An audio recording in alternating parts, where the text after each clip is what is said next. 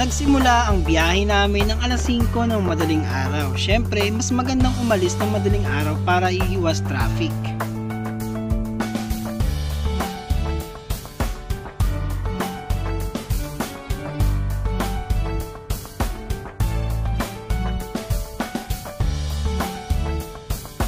Nagsimula ang biyahe namin mula Barangay Santa Cruz, Santa Maria, Bulacan, papuntang Bitbit River. Inabot lamang kami ng 1 oras at 5 minuto sa aming biyahe dahil nga sa madaling araw kami umalis. Unang stop na nagustuhan namin is yung I Love Bicte. Kung makikita ninyo, meron mga miniature dyan na pwede kang mag-picture-picture.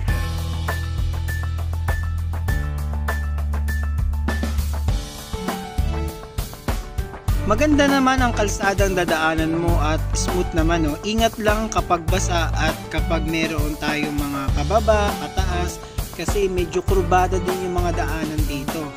And isa sa mga nagustuhan ko dito is yung ganitong scene na mapuno, mapresko talaga habang nagra-rides ka.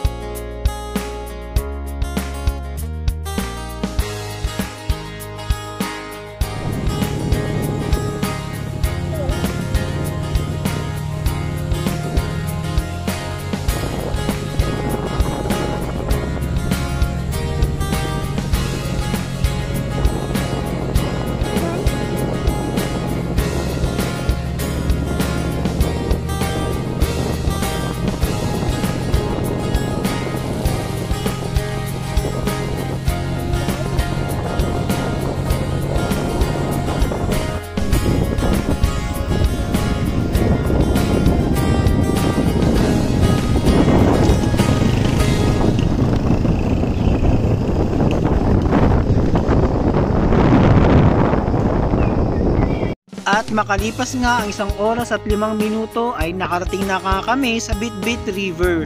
So dumaan muna kami sa bridge. Kung nakikita ninyong daan dyan sa kaliwa, yan na yan, bababa kayo dyan para makapunta kayo sa ilog. Dito naman sa tulay, kung gusto ninyo mag picture dyan muna kayo. And remind ko lang kayo na may mga aso dyan. Ang napansin ko lang, kaya siguro may mga aso dyan kasi may nagbibigay ng mga pagkain. Kaya mga aso nasasanay na nandyan sila.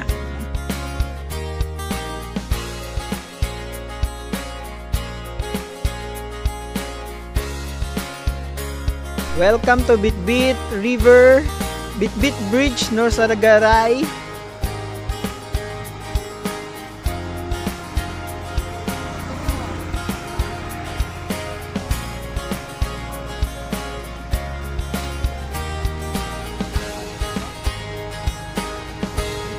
Hello, andito nga pala ako sa Bitbit Bridge, Bitbit River sa Norsagaray. Ayan.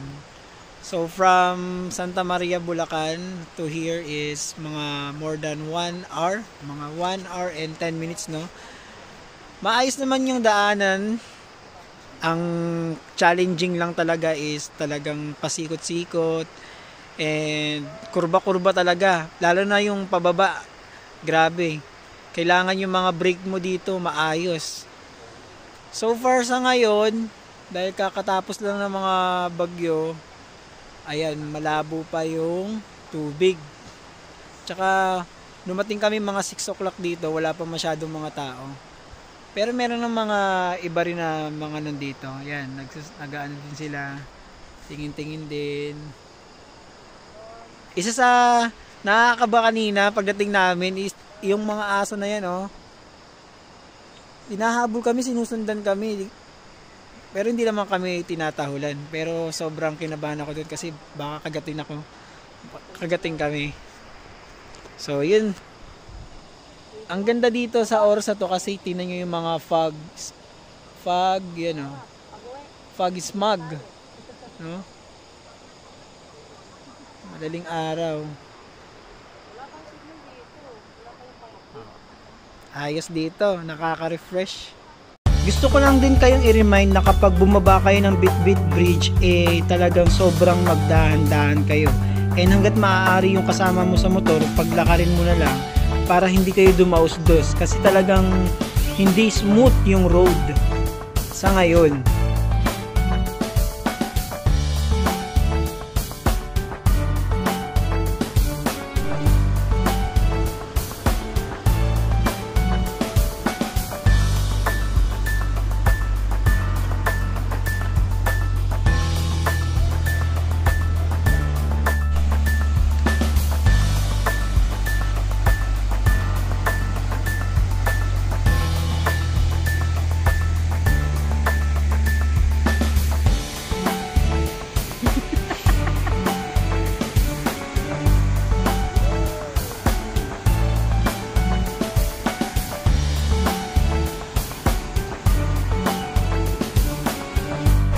everyone, dito ako ngayon sa Bitbit River sa Norsagaray.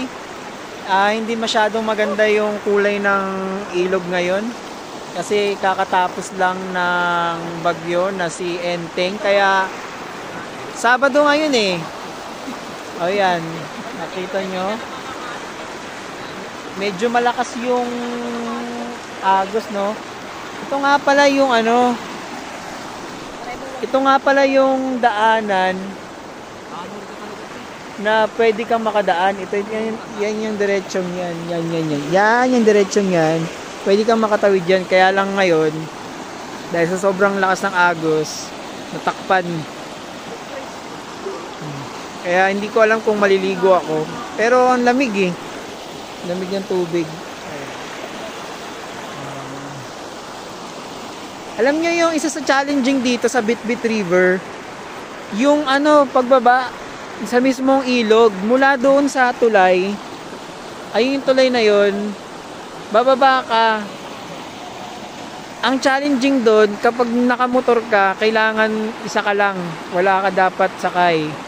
And daan-dahan ka talaga dahil yung mga daanan, sobrang may maliliit na bato na kapag na out of balance ka talagang sisemplang ka. Kaya hanap talaga ng paraan. And yung mga gulong, ayusin talaga ninyo. Eh, ito nga video. Maria! Masusunod, kaya naman maliligo dito.